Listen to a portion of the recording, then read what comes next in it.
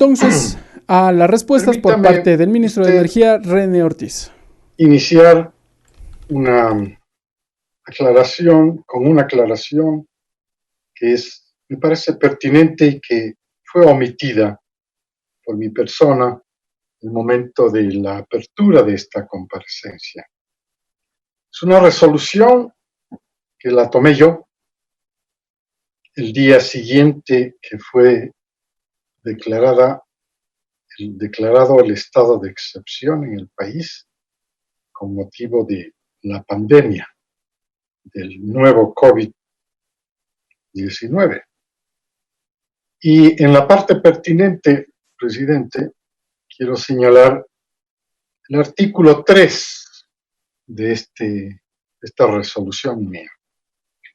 Y si usted me permite y sus distinguidos colegas legisladores me permiten, dice claramente: disponer la emisión de documentos de salvoconducto que garantice la libertad de tránsito y movilidad del personal, maquinaria y otros inherentes a la actividad de los sectores estratégicos. El sector eléctrico es considerado un sector estratégico.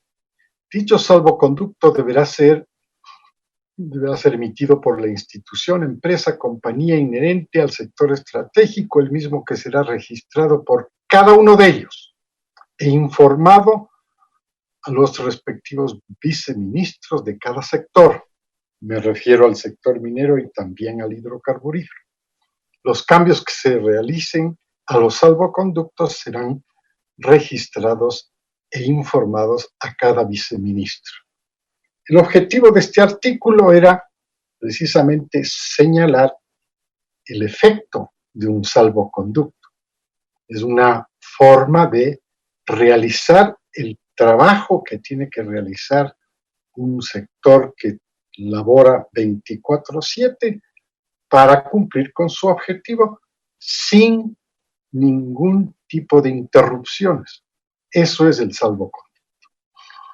El artículo 4, a continuación, dice: se prohíbe la paralización y suspensión de todo tipo de actividad relacionada a los sectores estratégicos, incluye el sector electricidad, ya sea como operador, contratista y en otros de similar naturaleza, alegando fuerza mayor o caso fortuito, motivado por el decreto ejecutivo 1017, y los viceministros y gerentes generales de las empresas públicas, todas las del sector eléctrico, serán responsables de garantizar la continuidad de las operaciones, prohibiéndose cualquier tipo de desmovilización de equipos de infraestructura inherente a esta. Y es muy importante entender esta parte. Quisiera ilustrarlo de la siguiente manera. Continuidad significa que el sector está trabajando de manera continua. ¿Sí? No tiene razón de suspender sus actividades. Quiere decir que lo que existía antes de continúa durante el efecto de ese decreto 1017. Y el quinto dice: disponer a los señores gerentes generales y representantes legales que se encuentran sujetos al régimen especial laboral 24/7. Reitero, 24/7 quiere decir ininterrumpidamente. Y esto es lo más importante: a las sanciones penales derivadas del incumplimiento de las disposiciones del Comité de Operaciones de Emergencia COE. De esta manera, muchas gracias por la reproducción en pantalla de esta resolución, porque me permite simplemente reiterar el hecho de que este ministerio fue oportuno, no pasaron ni 24 horas después de tomada la decisión por parte del presidente de la República para que este ministerio automáticamente estableciera rigurosidad en el manejo de las actividades de todos los sectores estratégicos. De ahí que la expresión del ministro señalando que por encima de la ley, de la aplicación de la ley, aun cuando esta fue mal aplicada, ¿no?, estaba el sentido común. Es que el sentido común les llevaba a las decisiones de Arconel a que se entendiera que había una pandemia de por medio. Entender que había una resolución del COE nacional de guardarse en casa, una cuarentena, y de que evidentemente esto significaba circunstancias especialísimas de forma de vida que se estaba imponiendo a toda la población ecuatoriana, más o menos siguiendo el mismo tenor de lo que estaba ocurriendo en el resto del mundo. En el resto del mundo, es decir, Ecuador no era una excepción de este ataque furibundo, de este virus tan terrible y, claro, afecta a todos y les ha afectado a todos y en todo su contexto mundial y nacional. Esta pandemia ha destrozado el planeta. No imaginamos nunca esa avalancha de destrozo que ha significado esta pandemia, que no le permite realmente a los países y a su gente salir adelante después de que se superara el problema. No le permite. Estamos entendiendo que no es una U. Se cayó y nos levantamos. No, parece una W, porque ya se están repitiendo en la misma China donde empezó el origen de todo donde se originó toda esta crisis sanitaria. Ahora está Pekín, la capital, o Beijing, como se la conoce ahora, afectada por este rebrote de la pandemia, del contagio con este virus tremendo que nos asola. Y claro, lo que se han tomado son decisiones oportunas en el sentido de darle el instrumento legal para que hagan las cosas.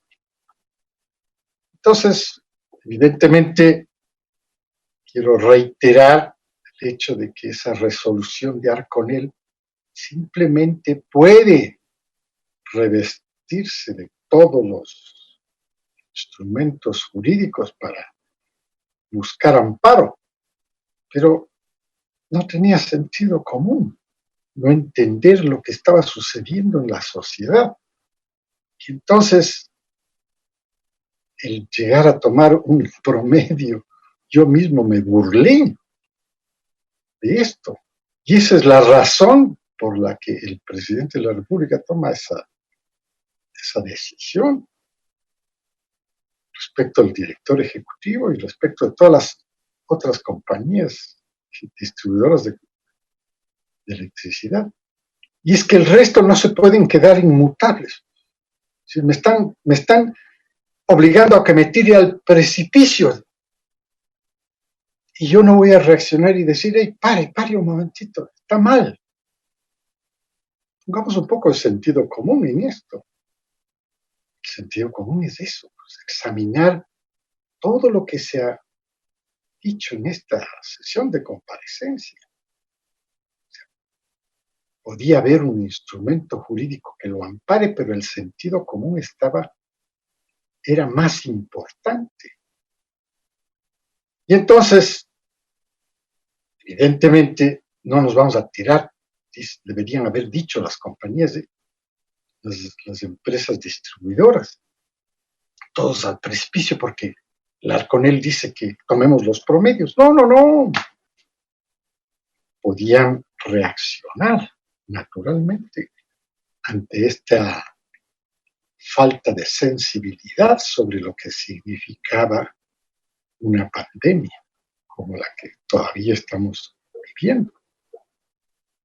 Y luego se dice que se tomen todos los protocolos, el mismo acuerdo ministerial. Hágase, y son responsables de esos protocolos. ¿Para qué? Para que haya la continuidad del trabajo.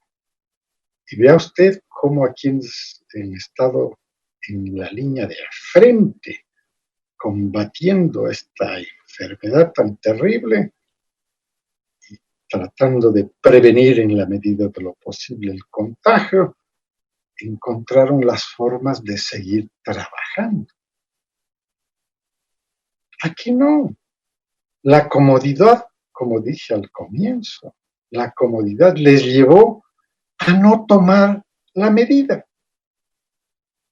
Probablemente ha llegado el momento de tomar muchas de las observaciones que ustedes han planteado aquí para dar un paso más tecnológicamente. La pandemia nos está dejando muchas lecciones. Aquí hay una más. Esta es, por ejemplo, que ya deberíamos realizar una campaña masiva de toma de las medidas a control remoto. Ya están algunas secciones y áreas urbanas, entre paréntesis, áreas urbanas es lo que domina el consumo, y sí le voy a pedir al viceministro, y tal vez el viceministro encargue una respuesta de qué ocurrió en el sector rural. Muy merecidamente se quiere conocer qué ocurrió en el sector rural respecto del problema tarifario que se ha presentado. Pero repito, el salto tecnológico es probablemente una de las mejores lecciones. Esta misma comparecencia es parte de este proceso tecnológico de cambio, y el siguiente hay que impulsar precisamente que las varias empresas eléctricas que conforman el sistema eléctrico de consumo den el salto tecnológico hacia ese medidor remoto tecnológico. Ya existe, hay que impulsar mucho más allá. Asumo como un reto, un nuevo desafío, el incorporar dentro de los respectivos presupuestos el hecho de que se dé el salto tecnológico. Y digo, es muy importante porque esa es una lección. Y entonces, el que no cumple tiene que ser sancionado, y así fue la sanción. Ahora, para ejercer la sanción en todo, con el debido proceso, pues hay estas instituciones directorios que hay que respetar, y esos directorios tomarán las decisiones oportunas para precisamente generar los cambios. Los cambios a partir de la sanción. La sanción está en el mensaje del presidente de la República, y la ejecución de esa sanción está en cada uno de esos directorios. Ahora bien, cuando decimos este es el camino de la corrección, estamos dándole respuesta al consumidor final de electricidad. Y claro, se dio respuesta inmediata. Esto fue inmediato. A quienes la sociedad y las autoridades han considerado que son los más vulnerables, segmentos de la sociedad que acarrean esa vulnerabilidad. Entonces, ellos fueron los primeros. ¿Y a ellos qué se les garantizaba? Se les garantizaba que si hay atrasos, porque pueden haber atrasos, porque hay muchas familias que vivieron la consecuencia directa de este confinamiento, que casi el 60% de la población, como señalaba al comienzo, es una población que vive del trabajo informal.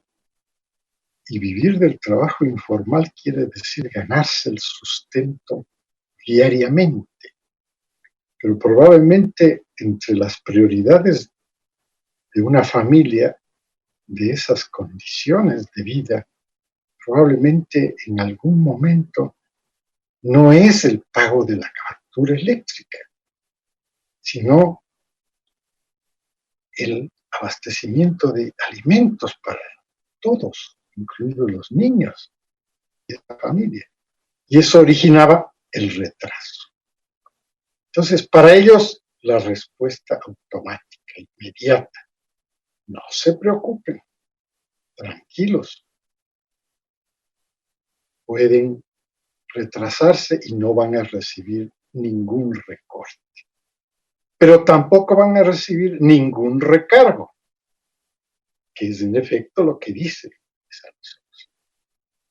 Entonces estamos dirigiendo desde el punto de vista del gobierno la atención a ese segmento de población vulnerable.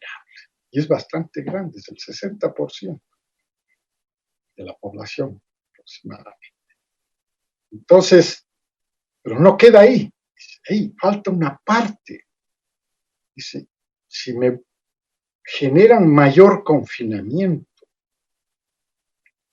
tengo que consumir mayor cantidad de kilowatts hora. Y yo tengo un límite, porque la norma, las reglas del juego, estas son las reglas del juego. Le ha puesto un límite.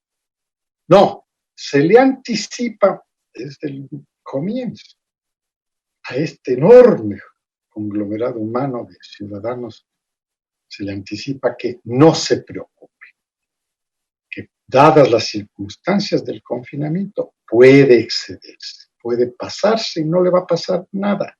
Y no por haberse pasado de ese límite superior, se le va a cargar un adicional en la tarifa. Entonces, estoy intentando explicar que las medidas llegaron a tiempo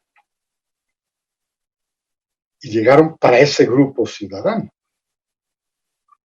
Y bueno, después vinieron las otras, porque evidentemente se van entendiendo poco a poco las situaciones particularizadas de cada segmento de consumo.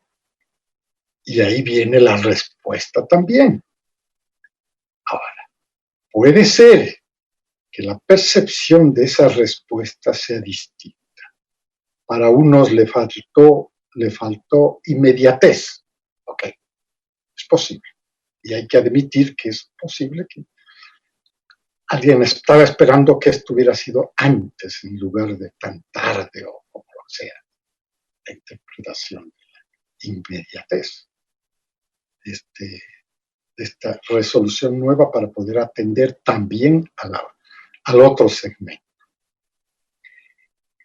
Quiero dar paso, si usted me permite, señor presidente y los señores legisladores,